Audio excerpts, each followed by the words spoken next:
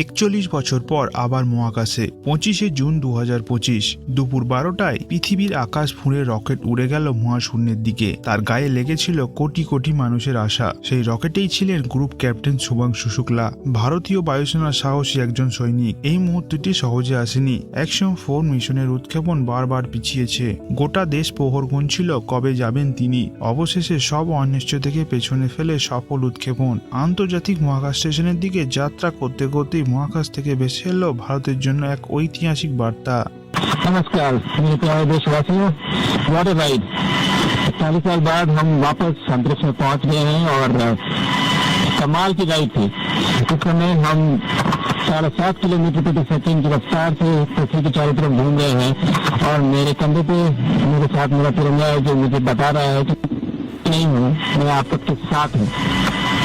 ये मेरी international space station तक की जर्नी की शुरुआत नहीं है, ये भारत के ह्यूमन स्पेस प्रोग्राम की शुरुआत है और मैं चाहता हूं कि आप सभी देशवासी इस यात्रा का हिस्सा बने। आपका भी सीना गर्व से चौड़ा होना चाहिए, आप भी उतना ही एक्साइटमेंट दिखाइए। आइए हम सब मिलकर भारत की ह्यूमन स्पेस प्रोग्राम की जर्नी की शुरुआत करें। धन्यवाद। जय हिंद, जय भारत।